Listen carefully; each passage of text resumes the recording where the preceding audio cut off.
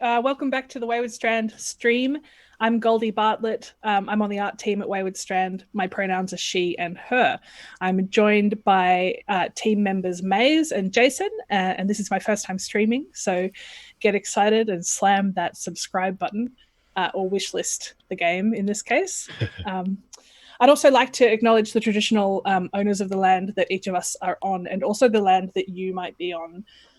I pay deep respects to elders of these lands, to elders past and present and future.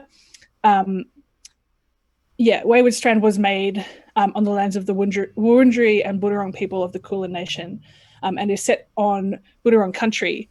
And we work in collaboration with the Boonwurrung Land Council fairly often. I just wanted to highlight that sovereignty was never ceded. These lands always were, always will be Aboriginal land.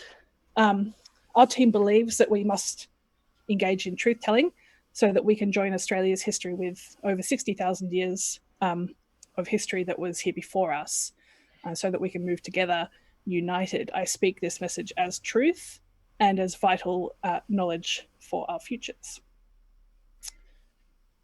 Before I introduce the guest on our next segment, I wanted to tell you a little bit about Wayward Strand, mostly to help set up some context for our guest. But of course, you can go and play the demo now and then come back to the stream later on. It's all being recorded and will be online not long from now. You can also join in the chat or hop on our Discord, which is growing. And of course, find us on all of the classic social media platforms at Wayward Strand. Let's see. So Wayward Strand is a narrative game which is set in the late 1970s in rural coastal Victoria, Australia. It takes place in the nursing home wing of a mobile hospital aboard a big airship. You're playing as 14-year-old Casey Bow Morris, whose mother is a head nurse on board the ship. And you've been asked by her to be there for just a few days during the summer holidays to help out around the place and to spend time with the older patients. The game has a cast of over a dozen characters, including patients, nurses, doctors, and so on, who are living their lives regardless of whether or not you interact with them, which has meant that as developers, we've been putting a huge amount of work into writing our characters. The other thing is that writing a game set in a time before any of us were alive and in a setting, a hospital, where none of us have worked, has meant that consultation has been a really important part of creating a respectful and authentic imagining of that time and place. We've worked with a lot of different people for different elements of the game. As I mentioned in my introduction, we've worked a lot with Dan Turnbull at the Boonwurrung Lands Council for Indigenous consultation, and some cool architectural consultation with the brilliant artist Su Yin Lai.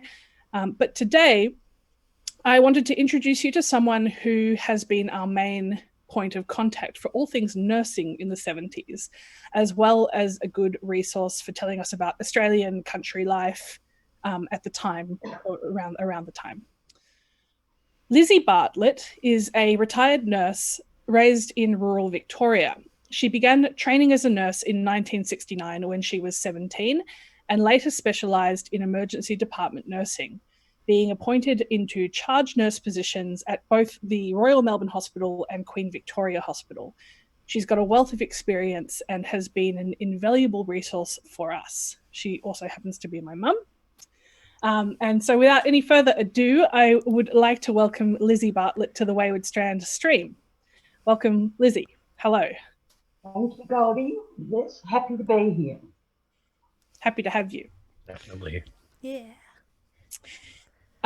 Cool. So I'm just going to fire off a couple of questions. So I guess I wanted to start with this one. As well as being consultant on the game, or one of the consultants on the game, you've had insight into this project over the past few years through chatting with obviously me and the team, but mostly with me as I'm your child. What are your impressions of Wayward Strand and of the project and what we're trying to create as a team? Well, the most interesting thing for me was really entering into a whole new world, a narrative game. I barely, I could take the two words apart and go, okay, I know what each of the words mean, but it was a new concept. It wasn't a book, it wasn't painting, it wasn't a cartoon, and so it was difficult for me to really understand the concept. And that became particularly apparent when I tried to explain it to my friends. Kind of like the blind leading the blind. And they'd say things like, well, what does real time in a game mean? And I'd say, well, I don't know, really. So took us a while to get our heads around that too, to be honest. We've used so many different phrases. Very, very steep learning curve, and I take many a wobble on it, I can tell you.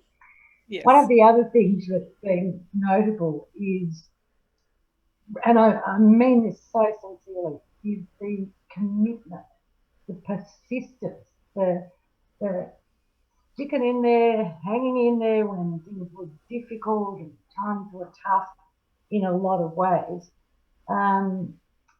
So that's something that has really impressed me.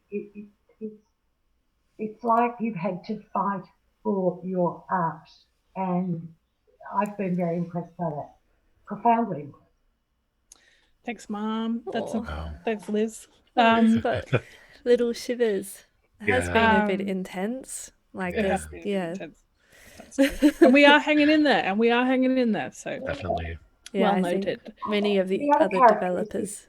The other characteristic that's been interesting is the sort of exposure for me to modern themes.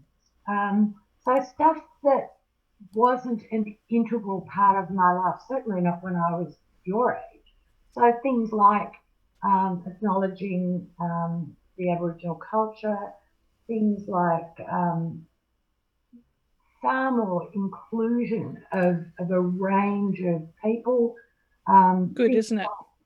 Describing which pronouns are appropriate to you. I still can't get my head around it. Sorry, Goldie, but no matter how many times you explain it, I just keep going.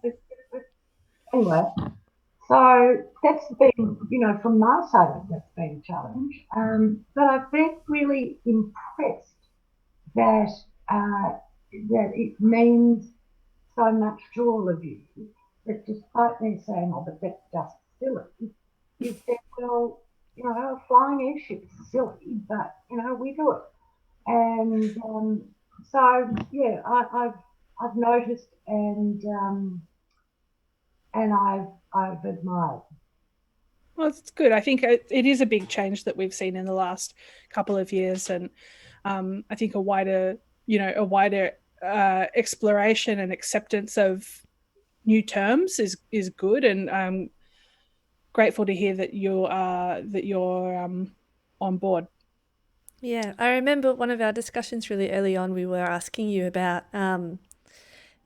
Indigenous people within your work life as a nurse in the 70s. What were you thinking at the time? I said I never saw any. And I didn't.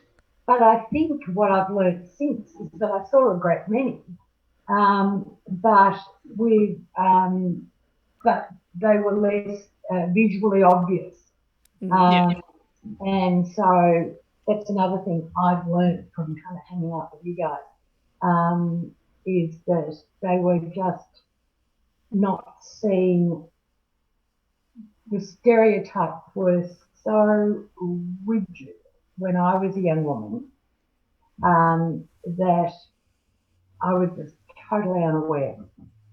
I might lean into like the next question, which is broadly like, what's it like to be consulted for a game, and what do you think about consultation for games and for art in general, like talking about all of this stuff that we're just chatting about lightly?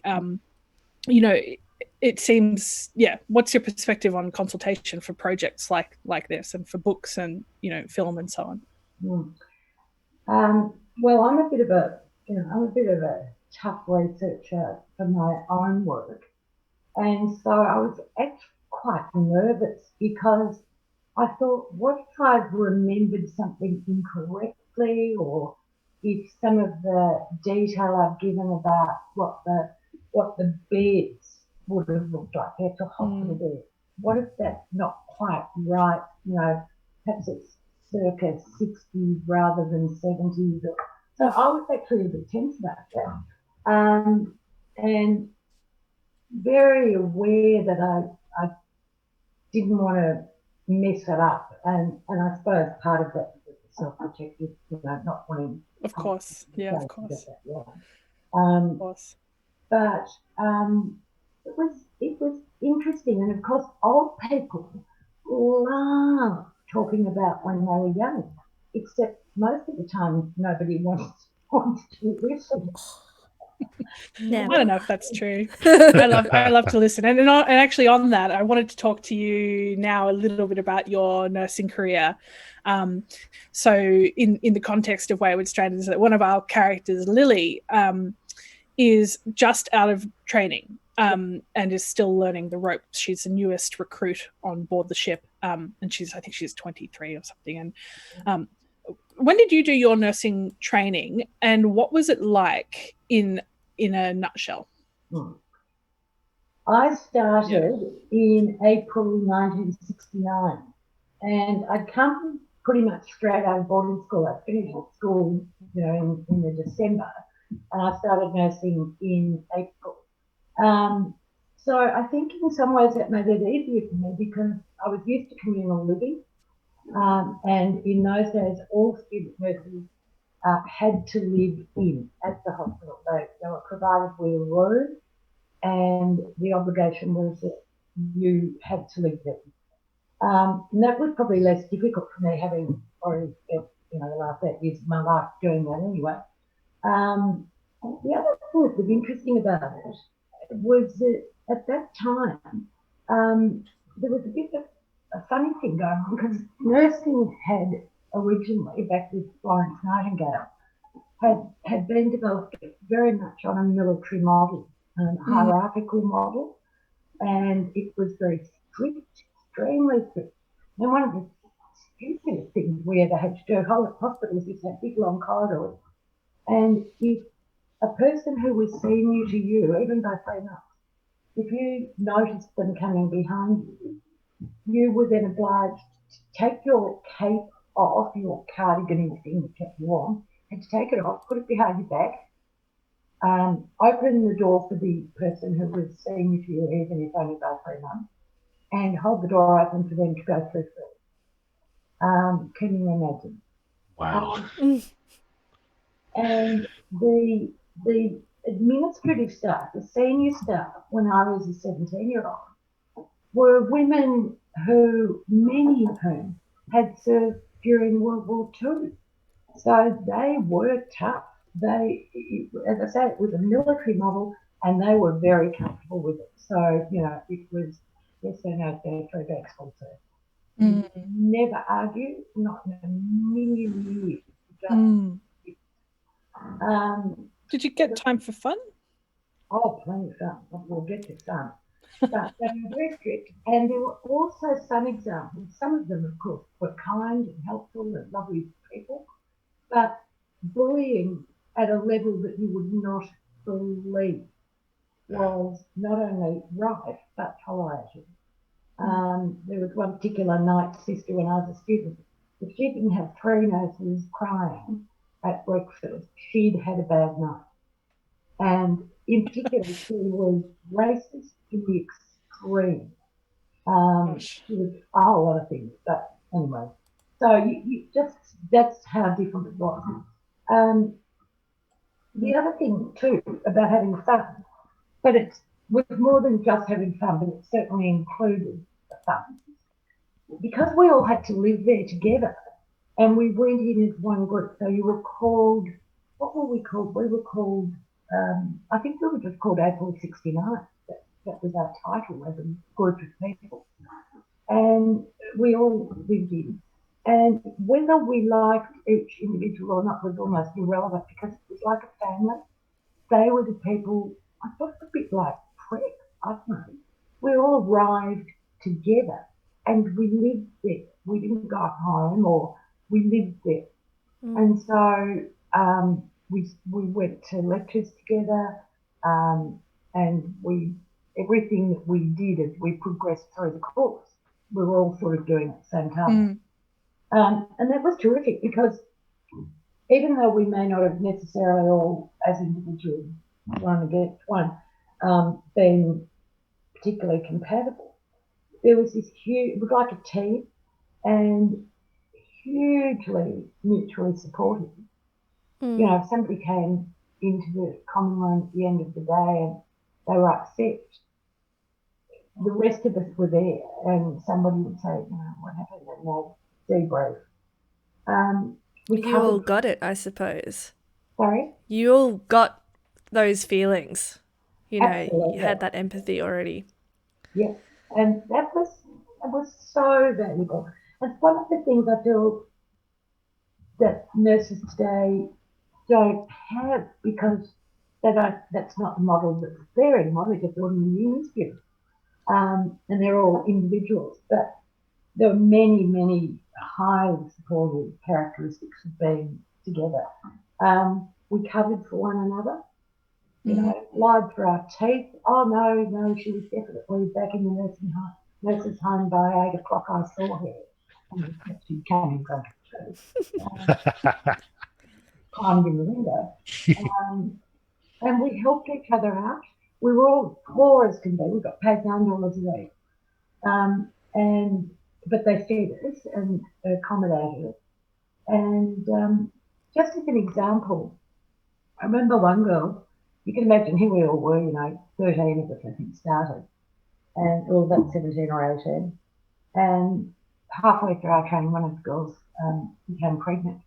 And when you only earn $9 a week, you don't have much money. So we sort of passed the hat around. And stuff like that. Yeah. That's nice. And nobody, it was never even asked. You know, here is a need. Right, well, look, I've got my birthday money. So, which was fabulous. We had a lot of fun. Mostly when you live in a really restricted environment, it's more fun being naughty, because we used to take the patient dolls out of the bed in the tutorial department and put them in our beds, because somebody had come around at midnight and shine a torch on us to make sure we're all in our beds. They'd just come into your room and shine a torch. Like the training mannequins? Yeah, the training mannequins from the... Oh, wow. So we put them in our beds, only two of them. And so Susie, my best friend, we used to climb in the window of the lecture area, the education precinct. We'd leave the window unlocked at the end of the day, and we'd climb in it and get the dolls out. And then we'd go out, and we used to go to a disco in the city. Wow. Called the Quantum Chum. And I haven't got time to tell you how we get back into the nurse's home. Very funny story. The ironing board, and it would drop. But anyway, the ironing board was in the blue, so we didn't fall down the desktop. But anyway, we'd come home at 2 o'clock in the morning, and then we'd have to get the mannequins out of our beds and take them back and climb back in the window and put them back into the hospital beds in the... Oh my God, it was hard work. Worth it though, right? You know, get some disco dancing happening in the 60s and 70s. Yeah. That's good. Well, we had enormous fun. I just love that image of all of the disco outfits. Yeah. Climbing through a window, holding a mannequin and pushing it through. I think that's great. Yes. Yeah, you didn't want to drop any glitter on the beds in the because they were always suspicious of a bit of the shoulder pad in the wrong place. Excellent. Yeah, we had heaps of fun. That strikes me as one of those examples of like truth being stranger than fiction. Like if we tried to put something like that in the game, people would be like, "That's so unrealistic," and it's like that's actually what happened. Like, There were many such stories of all sorts of ways to break the rules and not get caught. And we were experts. But you loved nursing. Did you? Well, I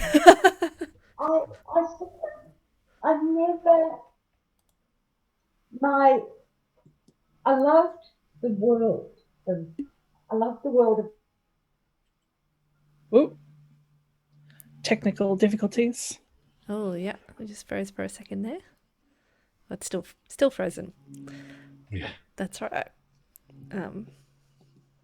And Mum's turned her phone on silent and is sitting on it.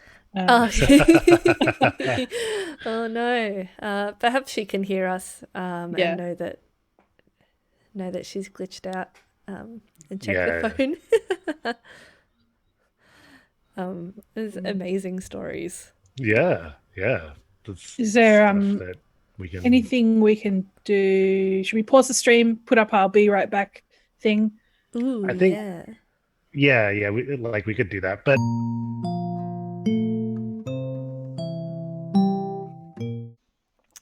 Thanks. We're back, everyone. Thanks for bearing with our Australian internet. We were just talking with Liz about the experience of a trainee nurse in hospitals in 1969 when you started, and for the few years afterwards while you're a trainee. Would you like to continue on that thread, Liz? Well, yes, I would, because I'm allowed to talk about when I was young. And I love doing that.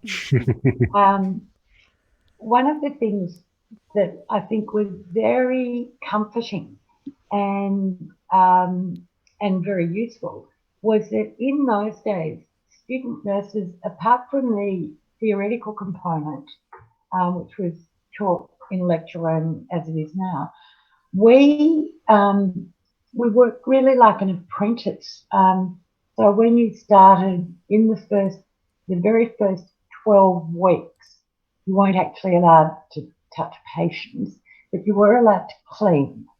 I bet. You used to have these little old-fashioned, terrible little trolleys, 3-wheeled trolleys, and they were too tall, and the wheels used to stick all the time. And in the top of the trolley was a bowl of water. Well, you can just see what happened. You'd be tootling along with your little trolley, wiping things down, and you'd hit one of your wheels and stick in water and slosh everywhere.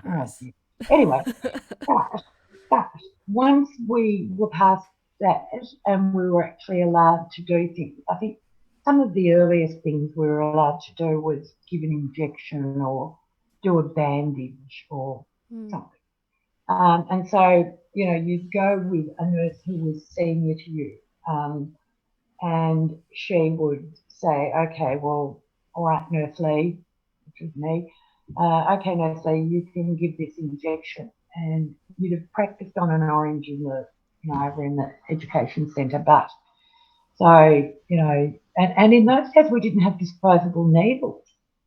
So wow. I know. Wait, what? Yeah. What does that mean? We had stainless steel needles that were reused. They were squirted through, they were flushed through with antiseptic, and then they stayed in an antiseptic bath. And the actual syringe was glass, and the outer case. It's like, I don't know if the dentists still use them, but they use a lot longer. Anyway. Big medicine. So everything was more complicated. You just didn't just open a pack and stick a needle on and go away.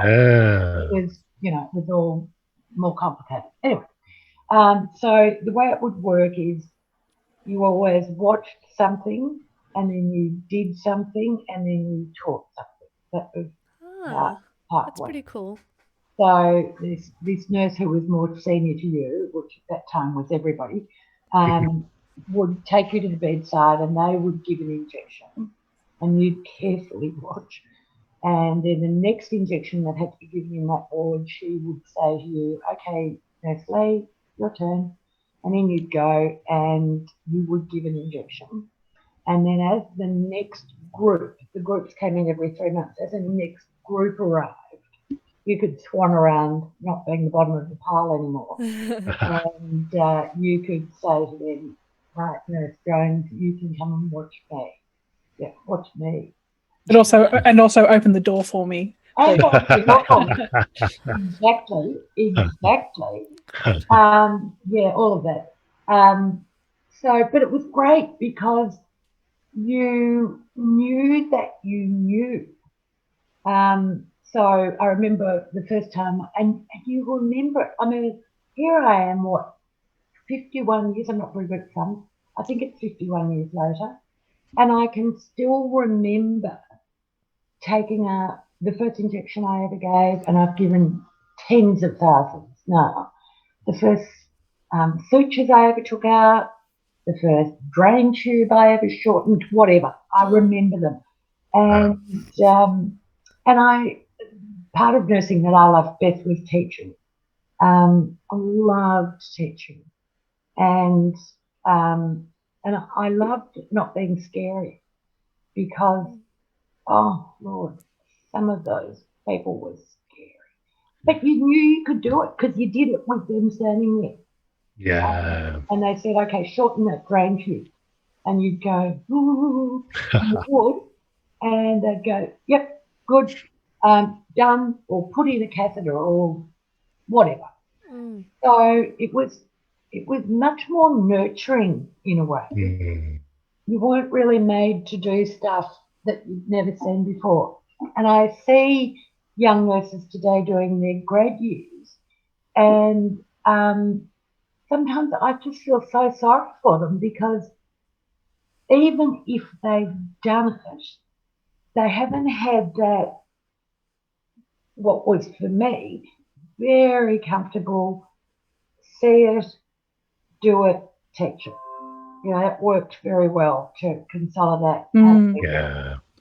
That actually, you mentioning that some of the nurses were scary reminded me of when you were saying that there was a higher up nurse that was like a real bully. Oh, yeah. And I kind of wanted to ask a question about, because this is something that we kind of constantly or are still figuring our way around. When we're portraying that time, we're trying to be authentic and realistic and trying to depict it in a realistic way. But at the same time, like for instance, Casey's mom is the head nurse at the hospital, but we also don't want players who are playing today to be seeing these characters and them, say, you know, being a big bully and really disliking them, or like it's just hard to decide to go, oh well, it was like that back then, so we're going to make this character a real big jerk. Like, yeah, I think maybe you could land somewhere comfortably in the middle by making them very strict. Yeah. Because that's something that you don't really see as much today, I don't think. Yeah. I had just, as I said before, just come out of boarding school, and the particular one of the things that apparently formed an integral part of my education was that when I arrived from my boarding school, I spoke like a queen. And so I rocked up to Epworth to do my training, and there was this very nasty charge nurse, a very envious person. I can look back now and see what it was that motivated her nastiness. And she took one look at me, or rather took one listen to me, and promptly called me the Duchess, but not in a nice way. Yep. Very derogatory. Yeah. And I used to get so embarrassed, and I was a kid, you know, I was 17, I was just out of school. I didn't know what to do with it. And she kept that up for 3 years. Oh. Wow. God. She didn't like it at all. Yeah. As you can see, I managed to lose the Queen voice. But it took me a very long time. Yeah, it's interesting. Like even just thinking about class at that time, like were people from all upper middle working all becoming nurses, or like what was up with that? I remember my sister is also a nurse, and I remember my sister and I used to get so cross with Mum because she'd be describing somebody sort of class, sort of upperish class, upper middle class or middle class at the very least. And she'd say, well, of course, she was a nursing sister. And we'd go, oh, Mum, it's not like that anymore. But I think it was still a bit like that. Although not certainly, there really were all sorts of people from a range of backgrounds at my training hospital, which was very, very small. But you had to have an interview with matron. I mean, you couldn't rock up. It wasn't based on anything objective. It was an entirely subjective decision. She might have liked the fact that I spoke like a queen. At the Alfred, it had the sort of name of being where a lot of the girls from the country, girls who'd grown up in the country, many of whom have gone away to boarding school.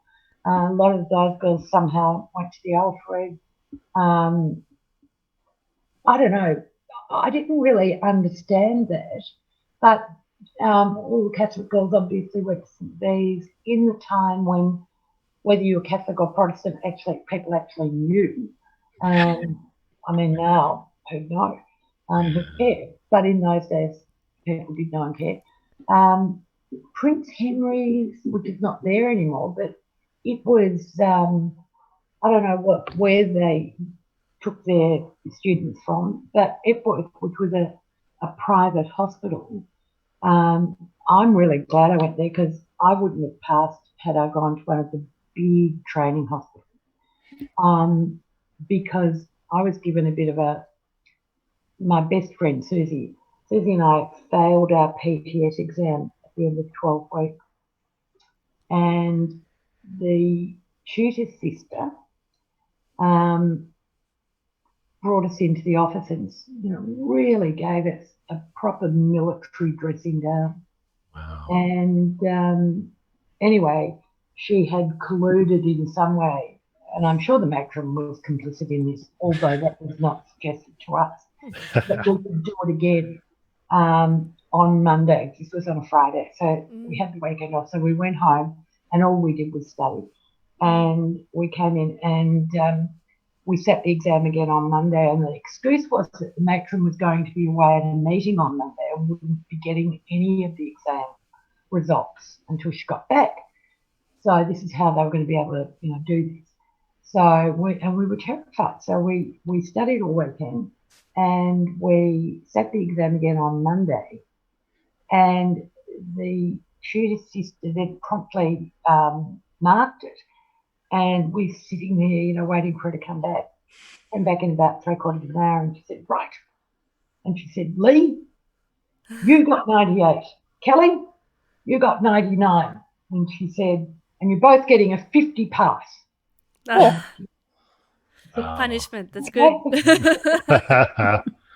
I'm sure all this had been discussed. I'm sure they said to the matron, the police were smart enough, they just have been mucking around it. Yeah. She said to them, scare the bejesus out of them, and then again. So that's what happened. So when you think about like the representation of nurses in this video game, would you have wanted us to include a story like that, or include the disco story, or all of these stories of you being naughty, failing tests? Or is it, like... I don't think it's the right milieu, because your setting is, even though it's brand new, it's an operable facility, whereas these were all particularly associated with the fact that we were 17, 18, 19 when we were doing our training, and we all lived in Yeah. It was unique, and it had a lot of good things about it, but obviously they wouldn't want to pay for it. But is there something that you'd want players to sort of take away about what they think about nurses? Yeah. Strictness, yeah. I think nurses would have been quite strict.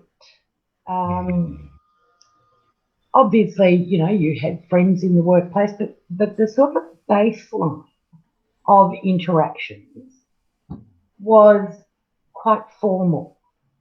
So if I had been sent, even as a staff nurse, which is kind of like a graduate nurse now, so you finished your 3 years training, and then we used to go off and do a staff nurse year where you got a lot more practical experience and started getting a bit of in charge experience. But if I'd sent, as a staff nurse, if I'd sent one of my staff over to another ward and said, would you please go and ask Sister Dundas if we can borrow their, I don't know, something. She would have gone over, the nurse, and it would have always been a she in those days. I don't think I ever saw a male nurse certainly not in my training. Anyway, and she would have said, excuse me, she would have waited with her hands behind her back, and she would have waited until the charge nurse sort of looked at her, and she would have said, excuse me, please, Sister Dundas. Sister Lee has sent me over to ask if we could please borrow your whatever.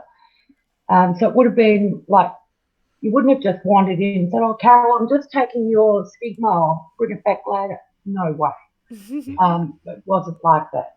I remember creating a great joke when I first went to Royal Melbourne, because obviously there were medical students and young doctors, and we hadn't had that at Epworth. We'd only had consultants, so no students, no interns, none of that. So I get over to the Royal Melbourne, and my first ward was called 6 West, and I'm sitting at the desk writing my notes, and a young intern walks in, and I leap to my feet and put my hands behind my back and say, good evening, sir. And he just looked at me. Because hilarious. That's not how it was over there. And so he asked me something and I told him, and off he went. Anyway, about 5 minutes later, another intern rocks up, comes around the corner. I leap to my feet, hands behind my back. Good evening, sir. And after about 5 of them, I said, what's going on? And it turned out that the first one had gone running down to the cafeteria and said, you're never going to believe this. There's a staff nurse up on 6 West, and when you walk in, she leaps to her feet, puts her hands behind her back and says, good evening, sir. That's great. It took me years to live that down.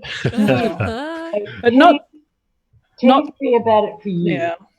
Didn't take you too long before you were in charge. Right. How old were you when you were in charge of some of these students in a more you know what I mean? Yeah, and I guess that kind of relates to Wayward Strand in that, we've got some nurses like Ruth, who's the head nurse, who's in charge, and so that's really handy for Wayward, yeah. The way a staff year worked was that you were randomly given 4 3-month placements, and you asked me before whether I loved nursing, and I didn't really. It was okay, I didn't mind. But it had never pressed any sort of passionate buttons in me. And so I did the first 3 placements, and the 4th one, by chance, was to ED, which in those days, in the olden days, was still called the casualty ward. Very much still from the war. Anyway, so down I went to the casualty ward, absolutely terrified. Because people who are in that environment and don't know what they're doing always think that the plane's going to crash in the foyer of the hospital and you're going to save everybody all by yourself. That's our kind of greatest fear. And anyway, so I went down and I was blessed with one of the two most influential nurses in my life was the woman who was the charge nurse down there. Her name was Jill McArdle, and she was kind. She was a happy person, and she was a generous person. She didn't need to be horrible to her staff. She said to me, "Are you scared?" And I said, "Absolutely terrified." And she put her arms around me and she said, "Well, stick with me." Oh. And she was just, I can see her face now. She was so calm. And I learned to love it. And I went on night duty. And I remember this moment. I remember this moment perfectly. It was winter. I was going from the emergency department across to the nurses' home because I was still living in, although now at the Royal Melbourne. And I remember opening a door and cold winter's air, and I wrapped my cape around me even tighter. And I stood there and I thought, this is what I want to do. Like, hey, it was like falling in love. It was like you suddenly realised that this is what you wanted to do. This was where you belonged. Yeah. And then, I don't know, I probably worked with Jill for about, and once that happened, I couldn't learn fast enough. I just, well, as I said, the nearest thing I can describe is it was like falling in love. I just wanted to be there. I wanted to know everything about it. I just loved it. Mm. And I think the elements of that for me were that it felt, and this sounds so corny, but it felt to me like such a privilege to be with people at a time that was unexpected and traumatic, and to be the person who could be there with the knowledge and skill and kindness to make that time in their life better. And we had a lot of fun. But it was that real coalface moment for me. I thought, wow, these people woke up this morning and they didn't know they were going to be here. Yeah. And I'm here with them, and I can make a really big difference to how this is for them. And it's the first step. If they'd been in a car accident, they had multiple fractures, their experience in the ED was the beginning of a very long medical journey. Yeah. And if that first step could be skilled and comforting and encompassing. This was back in the days where the relatives were told to stay outside, not in my ED. In you come, I need your energy in this room. Yeah. And I got into a lot of trouble about that. Anyway, Jill left.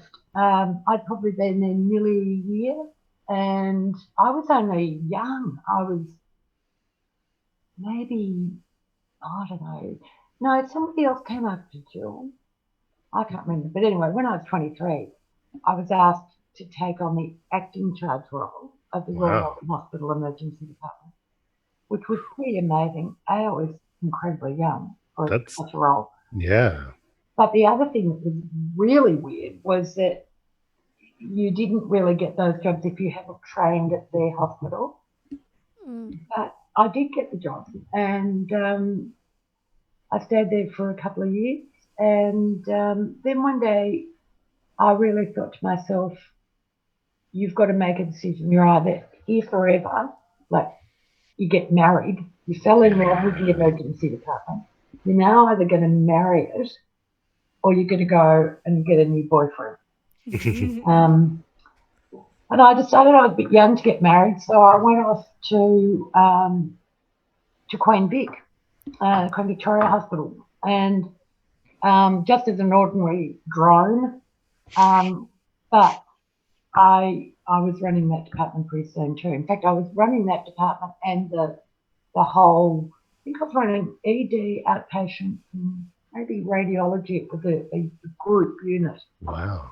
But anyway, so in terms of that, Yeah, it like in terms of that, when you were running all of those different departments, like like for Ruth in the game, who's the head nurse, we've got her kind of like there are always demands on her time, and she's running here and there and kind of fighting fires all the time. Mhm. Does that sound quite accurate to your experience, or were there lulls or quiet Well, times and busy yeah, times? well, absolutely, there were. Yeah.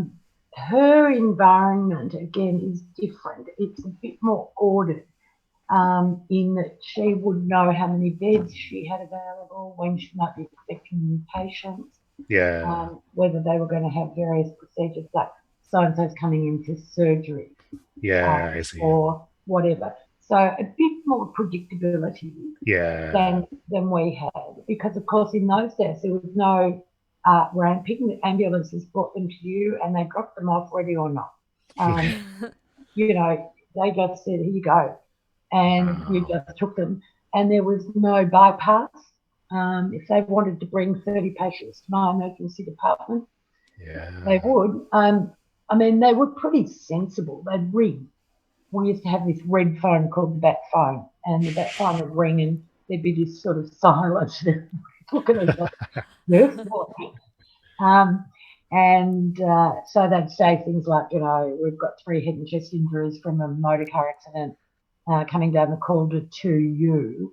And we might say, look, give us the 2 worst, but if somebody can wait another 5 minutes, take them on to St. Bede's. Yeah. But not like it is now. I mean, hospitals go on bypass now. They say, oh, no, we're too busy. Hmm. And so the ambulance have to go somewhere else. It almost seems to me like patients, and this might sound like a dig at nurses, and I really don't. I mean the opposite. It's more Because anyway, don't forget, I've got the biscuit. Yeah. the patients feel more like numbers than, you know, how much capacity do we have to look after this. Oh, look, Goldie, it's You know. somewhere in between. In the days when I worked there, it was dangerously understaffed. You know, we just could not do all the time what we knew we needed to do, because Yeah. we just didn't have enough people. On the other hand, I think they've gone too far the other way now. And it can't be like, I often watch that show on telly called ER. No, not ER. 24 Hours in Emergency. And I always laugh because they're in recess and there's 8 people and they've got aprons on, and it says, you know, intravenous line or airway or medication or scribe or overseer. There's one person who just watches the whole thing. And I think, my God, I'd be pumping an airway under my arm, a bag under my arm, be putting it dripping with the other one. Oh my God. Wow. And that was dangerous. That's not the way to do it. Yeah. Yeah. But it must be so boring. Shots fired. No, it should be easy. And ED is not easy. It should be hard. I wonder if it's still the case rurally. Like, one of the questions I had lined up for you today was like, you know, how do you think, did you ever work rurally as a nurse? And like, how does it compare to being a nurse in the big city? And I think that that's like maybe one of the ways that is still the same today, even though there's like a lot more government funding being handed out. I wonder whether you do still have a lot of understaffing happening in the country at the moment. Don't know. I don't know either. I think they would have less ability to knock back patients. Like if there's a really big road trauma somewhere, then, you know, yes, you can triage it at the site, at the scene, and you can say, well, these 4 are really crook, and these 4 are really crook, but not as crook. So you'll take the first 4 to the nearest hospital and then other 4 to the next nearest, perhaps. But there's a lot of weird things. I mean, I think I always admired rural nurses and doctors and GPs, because back in those days, there were not the specialties. Like, you were a surgeon. Now you're an orthopaedic surgeon or an eyelash surgeon or a toenail surgery. You know, like it's a super specialty. Whereas general surgeons basically did everything. There were some specialties. There were orthopedic surgeons, thoracic surgeons, and so on, but nowhere near how it is now. And How specialised, yeah. Country GP, you know, did everything. But Yeah. again, a lot of these blokes had come back from World War II, and they did do everything. And the same with the nurses. You know, they delivered babies. They did all sorts of things. They worked as operating theatre nurses if they had to. It was a very, very, very different world. And I'm sure there are many wonderful things that modern nurses do and how they do things. And I'm not having a go at them. But for a person who trained like I did, I feel sorry for them because I think you haven't got that that tradition of being such a tight team. Like my staff always knew that nobody was finished till we were all finished. So you might be looking after 3 patients over there and they were all ready to go. You'd done everything, but your friend over there still had 2 to go. So you went and helped until we were all. The only thing that could go wrong with that was if the doors opened and 4 more came in. But, you know, you kind of run. Depending, you know, if it was busy, you wouldn't have run, you would have stayed. But anyway, yeah. Times change. It's a dynamic. I'm sure they'll be just as wonderful. Wonderful. It's really interesting. I love thinking about the thread between nursing in the 70s and nursing now. And, you know, none of us, including you, even as a nurse, as a retired nurse, like none of us know what that experience is actually like. But part of why I'm excited to make a game set in a hospital in the 70s is because it's a story. It's interesting. There are interesting stories and interesting ways of, you know, humans sort of working together as nurses and doctors, and also as, you know, the relationship between patients and nurses. And so, yeah, like I say that we don't know what it's like to be a nurse now, but I also don't want to lose what it might have been like to be a nurse in the 70s. So, yeah, it's been really interesting hearing some of your experiences. One of the things that has really sort of lines up perfectly with what you've just said. I haven't seen this happen in Australia yet. And I hope I don't need to. I have seen it happen in the States. And I think before I say anything, we need to be extremely mindful of what nurses in the States, particularly in places like New York and Seattle and so on, have gone through lately. I think I did see something yesterday which upset me. It was about nurses who, in ED, who were walking off the job because some nurses were walking off the job because they didn't have proper personal protective equipment. And I thought, my first reaction is, no, you can't possibly. It's not possible. You can't walk off the job because you as an individual don't really exist. You are part of a team. And if you pull yourself out of that team, then you just create more work for the team. And that's not how it works. That's not how it would be. Oh, that was my first reaction. I thought, no, never. But then I thought, how must you feel when you're doing an impossible job where you're having to compromise your standards of care all the time and where you're seeing your colleagues being subjected to such a volume of the virus that they're not only getting sick, but they're getting very sick. And they're now making a connection between the viral load that they're And, you know, you've got Goldie's your little girl, she's at home, she's 3, you know, and you've got a husband who's a doctor perhaps, and he's working there, and you've got the grandparents and blah, blah, blah, blah, blah. And I thought, and you don't feel supported. That's the bit. That's the key. These people have got somebody saying to them, there's all the PPE equipment anybody could ever have. There's more ventilators than you can poke a stick at. You haven't got them. You can't see them. You can't find them. They're not in your hospital, but apparently there's somewhere. If you were feeling so thoroughly unsupported, gee, I'm not going to judge these people. I'm not going to. I hate to think that I would ever walk out. I can't imagine it.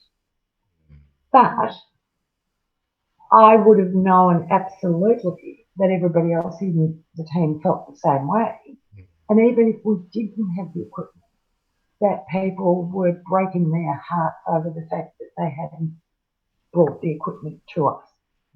So it's messy. It's morally you don't messy. necessarily even know that now, especially in the US, where that's what I'm whatever talking. the hell's going on with their PPE being diverted and they're being lied places. to. And if you're being lied to, they clearly are. How would you feel about going to work and leaving little baby Goldie and her little baby brother Hugh at home? How would you feel about it?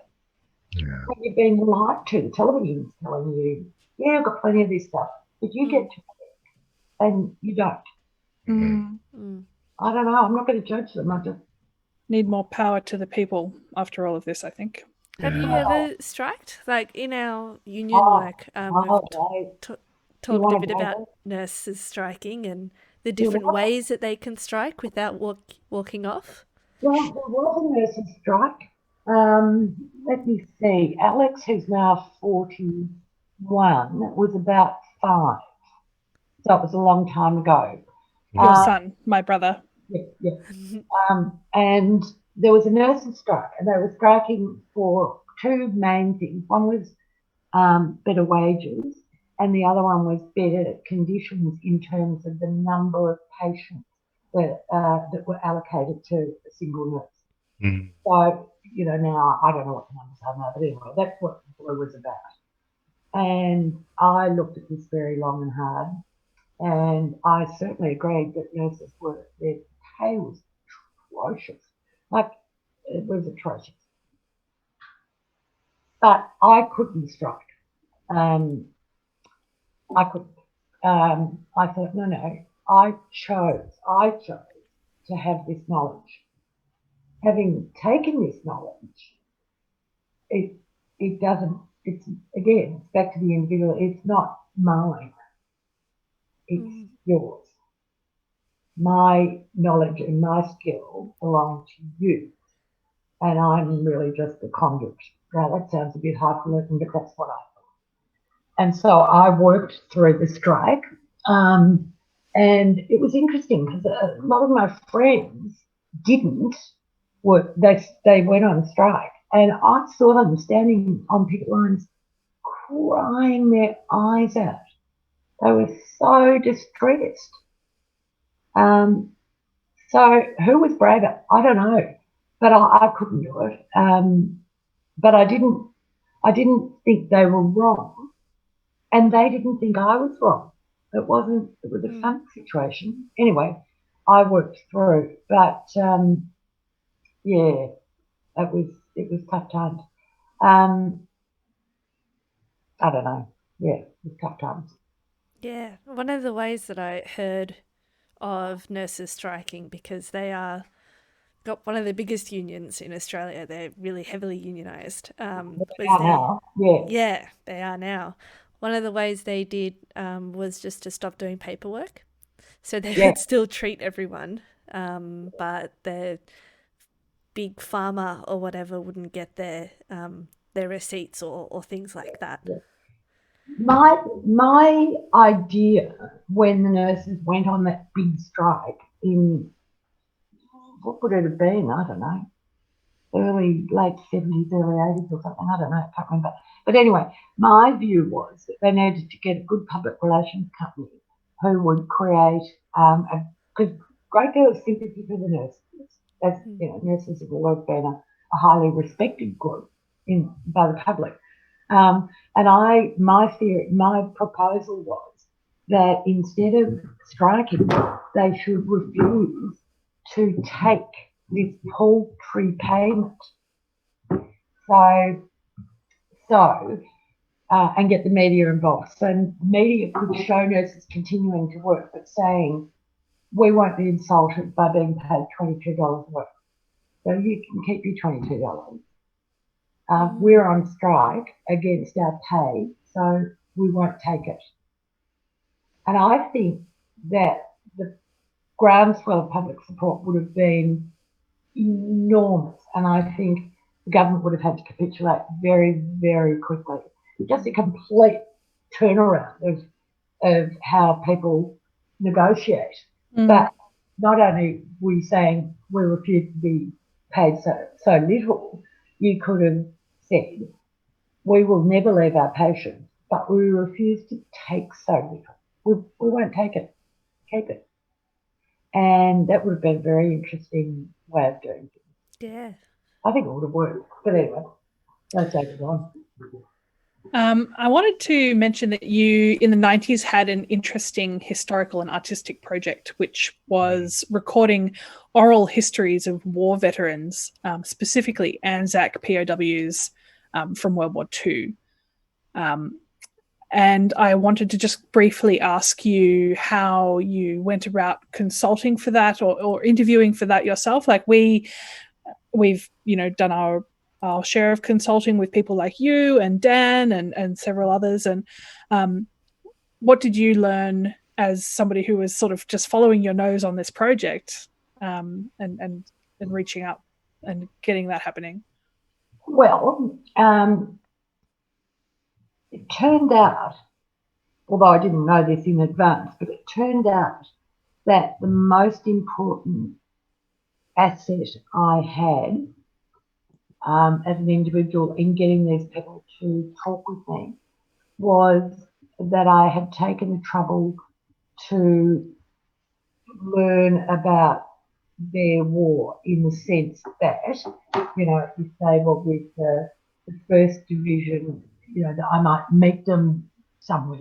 I would set up meetings and I'd meet them and I'd say, so where were you stationed in the early years of the war? And then I'd say, I was in the Middle East. And I'd say, oh, really? So you were with the 2nd Division? And they'd kind of look at you because you were right. In fact, I may have those numbers wrong, so long ago. But you would know which division they'd been in and where they'd been posted, and that they were then moved to New Guinea and that they then were part of the Dakota Track and blah, blah, blah. And so you took yourself from just being a sort of nosy, busybody housewife who wanted to hear about how awful it was to somebody who was respectful, who bothered to know a bit about military, the history and where they'd been and what that was really valuable. I found that broke down barriers faster than anything. Was to have some sort of credibility with them. And the other thing too was that I've always been and will always be intensely curious. And I think I've handed that on to my daughter. And it's easy to get history. You can go to a lot of places and find books about battles or find books about events. But I think that's something perhaps that a woman, or this woman, maybe it was just this woman, but maybe women perhaps approach things differently, was that I would say things to them like, I remember one bloke talking about sailing into Wellington Harbour, having been in Europe for pretty much the duration of the war, because he was captured fairly early by the Germans. And I said, what was happening? And he said, there was a band playing, Salvation Army band was playing. And I said, yeah. What were they playing? And this full old man's face just crumpled and told me what they'd been playing and I said, what was the weather like? And he said, the blue sky, and it was windy, and it was, and I'd say, who was there? Oh, well, my mum and dad were there. They didn't have a car, but the bloke 2 doors down had a car. So he'd driven them. And once you start bringing it back in real, what did the wind feel like on your skin stuff, or what did you hear? It's a different way of asking people to describe history. This is going to happen to you guys, Your kids will say to you, Daddy, what did you do in the COVID-19 crisis? Yeah. Mummy, how did you hang out with your friends when the COVID-19? This is history. Well, we had these enormous computers. Be aware of it, because it's funny. Being aware of history is, I think, one of the things that I've definitely gained as your daughter is, listening out for stories and for details in stories like that, and being aware that right now is my version of that for the future, and if I have kids, they'll have their version, and so on. Absolutely. I mean, the house that you grew up in, Goldie, was full of books of as many personal accounts of things as I could get. And weren't that many. There really weren't. The diaries of a country woman during the Blitz or something, but they, note things, because this is history. Exciting. That's such a beautiful note to end on, I think. Yeah. Lovely talking with you. I love spending time with you. If there was one thing that you wanted our audience to hear, what would it be?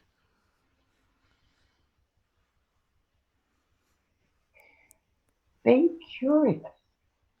Be curious about Wayward Strand.